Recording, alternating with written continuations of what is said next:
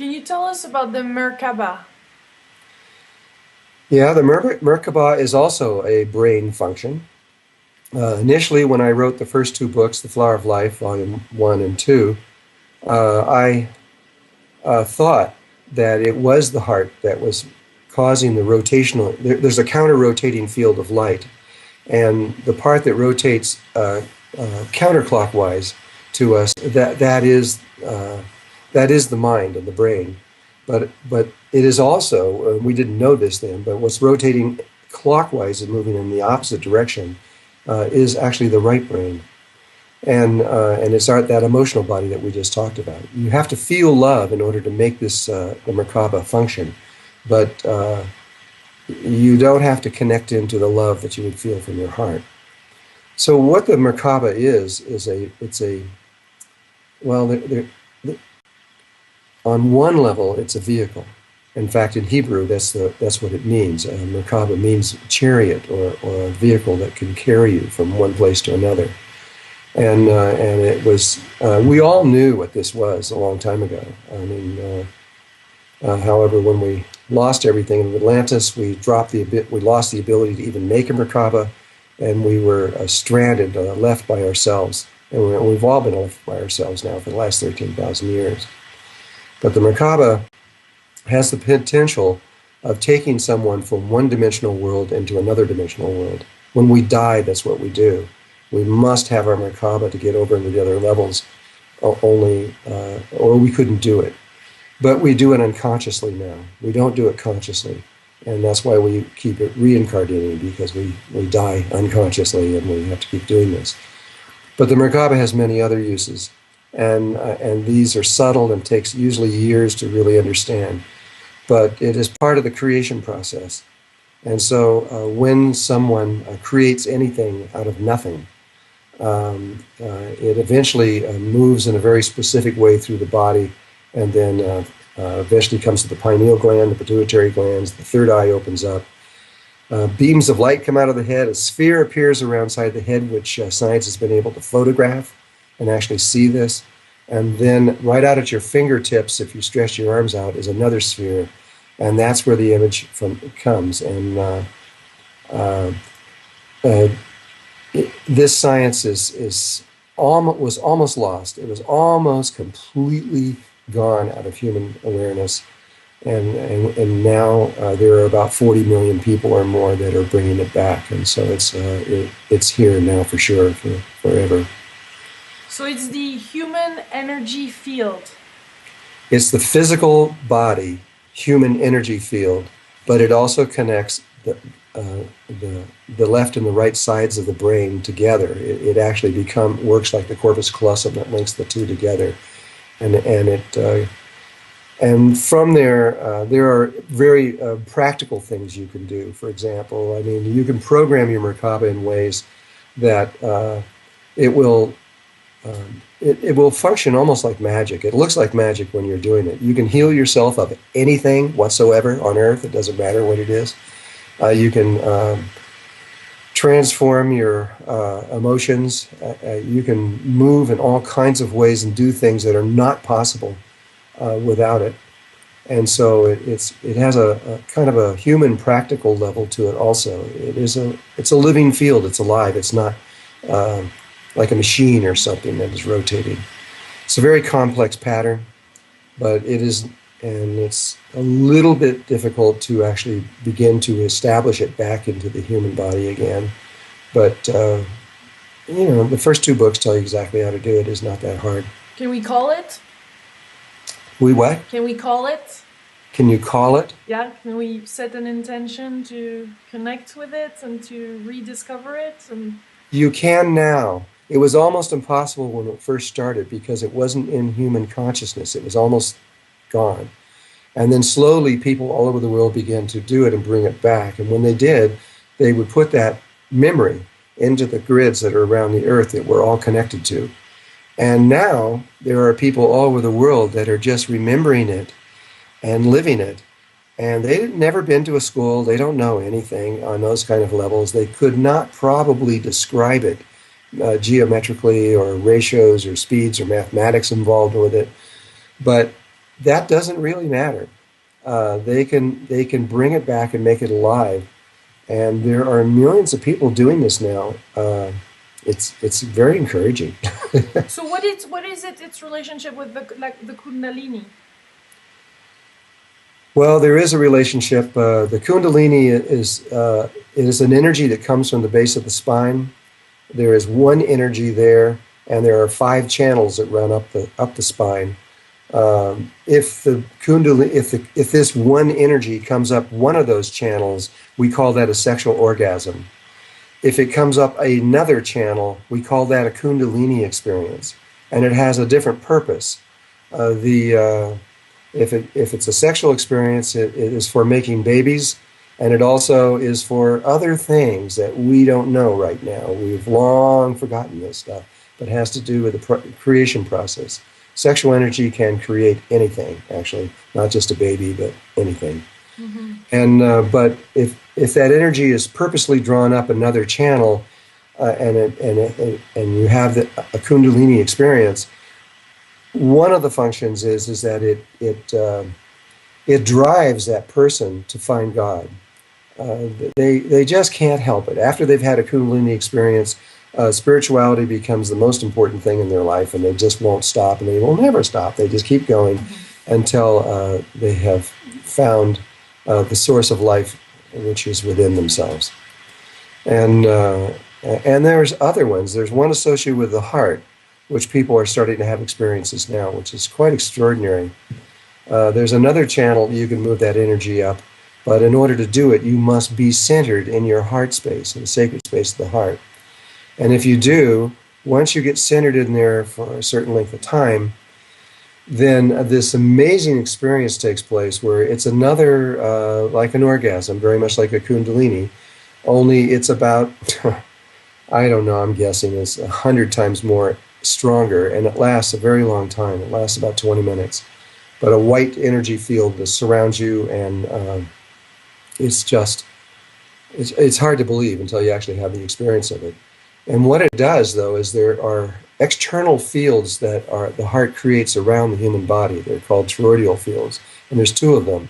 HeartMath at Stanford was the one that mapped these and was able to find them and scientifically prove them. Mm-hmm. But around the Merkaba, there are actually thousands of these toroidal fields, and they're all aligned with the spine. But the other fields are aligned with the heart itself, so they're off just a couple inches, but it might be 2 inches, but it's a long ways. And when you have this experience, the toroidal fields that are generated by the heart move over and align and phase lock with the Merkaba fields. And at that point, a transition has taken place, and that person is permanently in their heart at that point. They will not go back the other way. And that is a significant moment in a person's life when that takes place. There are 2 other channels, but they are for much longer in the future. We're not there yet. We can't do it from these bodies that we have. We will gain other bodies. We don't know about this yet either, but there are other bodies that we will achieve. They were all mapped out and precisely out of Egypt. You can actually see the sizes and everything in Egypt of the statues. But so someday in the future, human beings will experience these 2 other kinds of orgasms that come up that spine that have other purposes. But right now, there's only 3 available to us. Are you saying that physically we're going to become bigger like avatars? Avatar is pretty interesting that James Cameron was able to become aware of that. Yeah. Our bodies are about to do exactly that.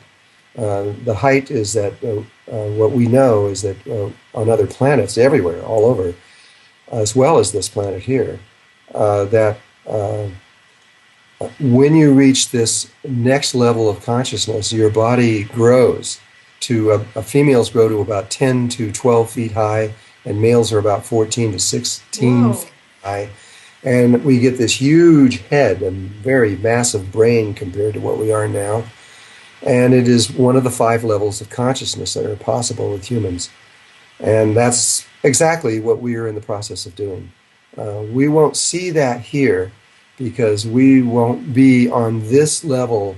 This is that we're talking on the third dimensional level of the earth.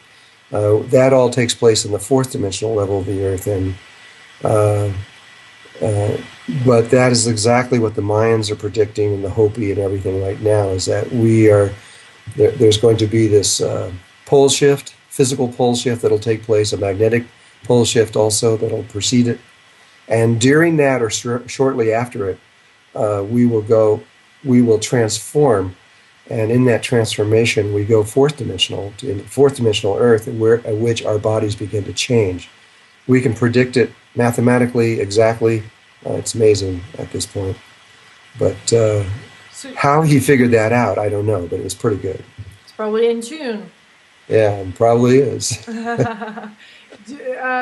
So your mathematical background has tremendously helped you in this research, because I read that originally you wanted to go for mathematics and science, and then you're like, something is wrong here, I'm changing path, and kind of Yeah, I right did. I before got down. I diploma. was in the last quarter of physics and math. I only had to go just another couple more months, and I decided not to do it and switched over to the right brain and studied fine arts and painting. And but the mathematics and the understanding was essential for what I had to do in my life, and so it was perfect. Yeah. Yeah, but you have hopes for science to actually one day meet quantum physics, and spiritual teachings. I mean, I don't think quantum physics will do it because quantum physics has a lot of problems, and so does relativity, so does superstring theory. Uh, but yes, someday I believe that spirituality in its purest and cleanest form and science in its purest and cleanest form are the same thing. There's no difference. They will be describing the same reality and will understand it in exactly. They'll be the same thing. Russia has just come out with a new theory of everything, which is the most extraordinary thing I've ever seen in my life. And they can predict every single thing. They can predict where every single photon will be any time in the future or the past. And that is a huge accomplishment just purely by mathematics. And so what we think is we think that we have free will and that everything is just happening exactly according to whatever we're doing, and we're doing it. But these mathematics seem to show another picture, and that is that everything that's happening is predetermined, and they can actually, the very words that we're saying right now can mathematically be determined. And so wow. don't know where all this is going, but we'll soon find out someday, I guess. Is there some steps for people that are beginning and really realizing the importance of living with an open heart? Can you tell us about the Merkaba? Yeah, the Merkabah is also a brain function. Initially, when I wrote the first two books, The Flower of Life, Volume 1 and 2, I thought that it was the heart that was causing the rotational. There's a counter-rotating field of light, and the part that rotates counterclockwise to us, that is the mind. And the brain level, it's a vehicle. In fact, in Hebrew, that's what it means. Merkaba means chariot or a vehicle that can carry you from one place to another. And it was. We all knew what this was a long time ago. I mean, however, when we lost everything in Atlantis, we lost the ability to even make a Merkaba, and we were stranded, left by ourselves. And we've all been left by ourselves now for the last 13,000 years. But the Merkaba has the potential of taking someone from one dimensional world into another dimensional world. When we die, that's what we do. We must have our Merkaba to get over into the other levels, or we couldn't do it. But we do it unconsciously now. We don't do it consciously. And that's why we keep it reincarnating, because we die unconsciously and we have to keep doing this. But the Merkaba has many other uses. And these are subtle and takes usually years to really understand. But it is part of the creation process. And so when someone creates anything out of nothing, it eventually moves in a very specific way through the body and then Eventually comes to the pineal gland, the pituitary glands, the third eye opens up. Beams of light come out of the head. A sphere appears around side the head, which science has been able to photograph and actually see this. And then right out at your fingertips, if you stretch your brain.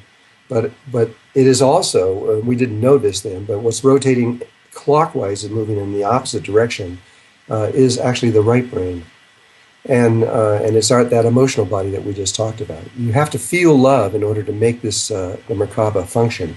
But you don't have to connect into the love that you would feel from your heart. So what the Merkaba is